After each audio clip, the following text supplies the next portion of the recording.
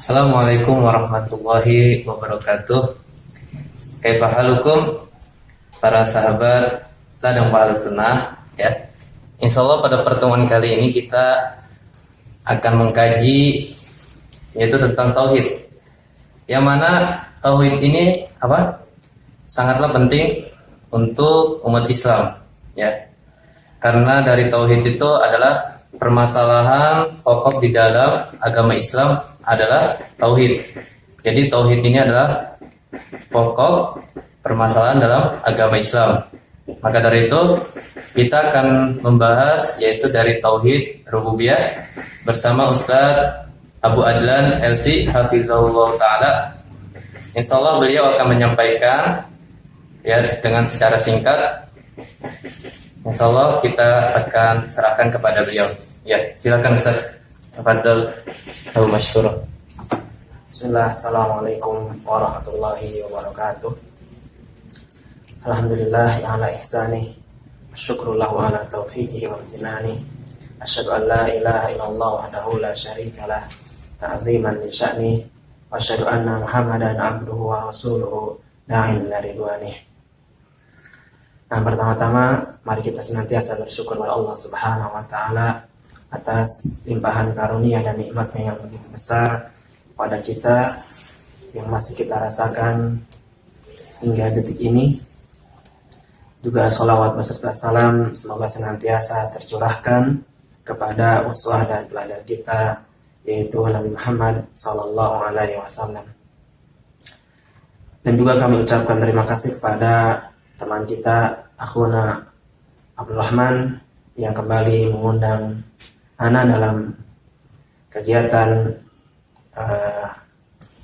sharing ilmu dalam channel beliau yaitu Ladang Pahala Sunnah. Mudah-mudahan wasilah ini atau channel ini menjadi wasilah dalam menebarkan kebaikan bagi para pemirsa dan seluruh umat kaum muslimin yang berbahagia. Baik, sebagaimana tadi disinggung oleh pembawa acara kali ini yaitu Akhuna Abdul Rahman tentang tauhid rububiyah. Sebelum kita mengupas secara singkat tentang tauhid rububiyah ini, apa itu tauhid terlebih dahulu. Jadi jangan sampai kita tiba-tiba membahas tauhid rububiyah tanpa tahu apa itu tauhid. Ya. Sebagaimana pada pembahasan atau pada pertemuan sebelumnya dalam perjumpaan kita sebelumnya tentang Islam, di sana disinggung oleh saya tentang firman Allah Subhanahu wa taala dalam surat Az-Zariyat, "Wa ma khalaqtul jinna wal insa illa liya'budun." Tidaklah aku ciptakan jin dan manusia melainkan untuk beribadah. Para ulama ahli tafsir mendefinisikan atau menafsirkan kata liya'budun ayat liyuwahhidun, yaitu untuk mentauhidkan Allah Subhanahu wa taala. Maka sangatlah penting, sangatlah menjadi pembahasan yang pokok, yang asasi bahwasanya tauhid merupakan hal yang paling penting, hal yang paling utama, hal yang paling pertama untuk diketahui oleh setiap manusia yang mengaku dirinya sebagai muslim ya.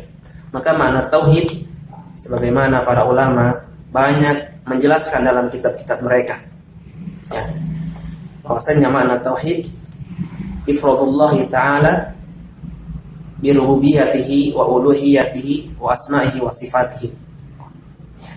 Sebagaimana Syekh Shalih Fauzan juga demikian dalam mendefinisikan tauhid dalam kitabnya Kitabut Tauhid, yaitu mengesahkan Allah Subhanahu wa taala dalam rububiyah, uluhiyah dan juga asma wa sifatnya.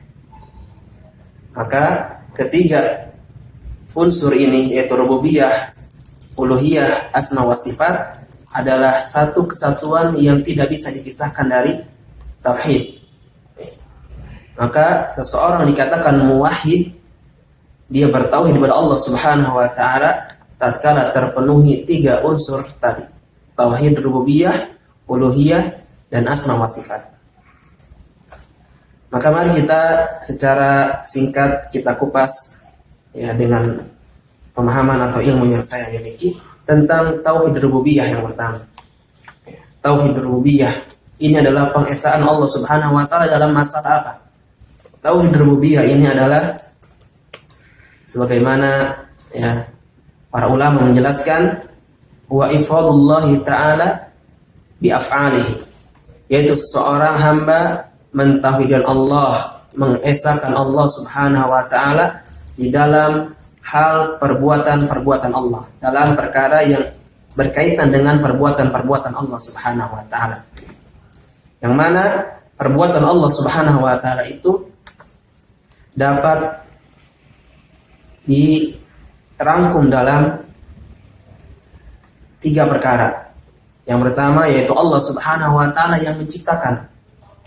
Allahu khaliqu kulli syai'. Allah mengatakan Allah Subhanahu wa taala pencipta segala sesuatu. Allah Subhanahu wa taala yang menciptakan langit, Allah Subhanahu wa taala yang menciptakan bumi. Ini ketika kita meyakini Allah yang menciptakan, Allah yang menciptakan kita semuanya, berarti kita mentauhidkan Allah dalam tauhid rububiyah. Begitu juga yang kedua adalah apa? Allah yang memiliki, ya Allah yang memiliki alam semesta ini, Allah yang memiliki seluruh alam semesta ini. Lillahi mulkus samawati wal ard. Milik Allah lah Subhanahu wa taala kerajaan langit dan kerajaan bumi. Ini menunjukkan bahwasannya ya, yang kedua adalah Allah Subhanahu wa taala yang memiliki alam semesta ini. Dan yang ketiga yaitu al-mudabbir, yaitu Allah Subhanahu wa taala yang mengatur, Allah Subhanahu wa taala yang mengurus setiap urusan makhluknya. Ya. Jadi tauhidur rububiyah yaitu dikata ar-rabb yang kita sering menemukan dalam firman Allah surat Al-Fatihah, alhamdulillahi rabbil alamin. Alhamdulillahi rabbil alamin. Maka kata rabb ini di dalamnya terdapat 3 komponen, yaitu apa? Al-Khaliq, Al-Malik dan Al-Mudabbir, yang menciptakan, yang memiliki dan yang mengatur. Maka ketika seorang hamba atau kita semuanya, para sahabat lapas yaitu pahala dan pahala sunnah, seorang yang dia dalam kehidupan sehari-harinya dia meyakini Allah Subhanahu wa taala yang menciptakannya, dia meyakini Allah Subhanahu wa taala yang memiliki setiap yang dia miliki di muka bumi ini, setiap alam semesta ini, dan Allah yang mengatur kita semua, maka dia telah mentauhidkan Allah dalam rububiyahnya. Ini juga yang ya para ulama jelaskan tentang orang-orang kafir Quraisy yang mereka meyakini Allah yang menciptakan mereka, yang mereka meyakini Allah yang memberi rezeki mereka, yang menurunkan hujan. Itulah yang mereka yakini. Apakah cukup seseorang yang mentauhidkan Allah dalam rububiyahnya dikatakan seorang wahid? Tidak. Makanya tadi saya singgung pada bagian yang pertama, bahwasanya 3 unsur tauhid ini harus terrealisasi, ya, terimplementasikan dalam kehidupan seorang hamba dalam kehidupan sehari-hari. Ya. Seorang kafir Quraisy dikatakan apa? Kafir. Kenapa? Karena mereka hanya mentauhidkan atau meyakini Allah Subhanahu wa taala yang mencipta. Dalam ibadah mereka beribadah pada berhala, mereka menyembah patung, mereka mengagungkan Lata, Uzza dan Manat dan seterusnya. Ya. Maka tauhid rububiyah saja itu tidak cukup dikatakan seorang sebagai wahid. Maka ya seperti zaman sekarang kita, ketika ada seorang muslim, dia KTP-nya Islam misalkan, dia tahu Allah yang menciptakan dia, dia tahu Allah yang memberi rezeki, yang mengatur rezeki dia. Namun dalam kehidupannya sehari-hari dia beribadah pada kuburan, dia menyembah pada tempat-tempat keramat, pohon-pohon keramat, batu-batu yang dikeramatkan, ya, atau Nyi Roro Kidul ya dan sebagainya, mengalami berkat kepada seperti apa? Kerbau di daerah Solo sana. Maka itu itu menghancurkan atau merusak tauhidnya secara utuh. Ya, meskipun dia meyakini Allah Subhanahu wa taala yang menciptakannya, Allah yang memberi rezeki, tatkala dia dalam ibadahnya, dalam kesehariannya tidak mentauhidkan dalam masalah uluhiyah Allah Subhanahu wa taala, maka sama saja dia berbuat kesyirikan, dan itu bisa menghapus ketauhidannya secara utuh dari mulai tauhid rububiyah, kemudian uluhiyah dan asma wa sifatnya. Mudah-mudahan para sahabat lapas yang ladang pahala sunnah kita diberikan taufik dan hidayah oleh Allah Subhanahu wa taala dalam kehidupan dunia ini untuk bisa senantiasa menggabungkan 3 unsur tauhid tadi dalam kehidupan kita sehari-hari, sehingga Allah Subhanahu wa taala menjadikan kita sebagai al-muwahhidin, orang-orang yang senantiasa memegang tauhid secara sejati dalam kehidupannya sehari-hari. Amin ya rabbal alamin. Ya, mungkin itu yang bisa saya sampaikan, akhuna Abdul Rahman dan juga para sahabat lapas. Barakallahu fikum. Wassalamualaikum warahmatullahi wabarakatuh. Syukron atas tausiah singkatnya. Berarti kita sebagai orang muslim, kalau ingin dibilang orang yang bertauhid, kita harus memiliki 3 unsur tadi ya Ustaz ya. Nah, Yaitu dari tauhid rububiyah, tauhid uluhiyah dan asma wa sifat. Kalau misalnya kita bertauhid kepada hanya pada rububiyah saja, apakah kita sudah pantas dibilang orang yang bertauhid? tidak. Tidak ya. Karena sebagaimana para ulama menjelaskan, tauhid rububiyah yastaljimu tauhidil uluhiyah. Seorang yang bertauhidkan rububiyah, maka dia harus juga mentauhidkan Allah dalam uluhiyahnya. Begitu juga dengan asma wa sifat. Ya, untuk sahabat lapas, untuk kita orang muslim dan semuanya, kalau kita ingin menjadi orang yang bertauhid, maka kita harus mengunsuri 3 pokok tadi, yaitu kita juga harus bertauhid kepada tauhid rububiyah, uluhiyah dan asma wa sifat.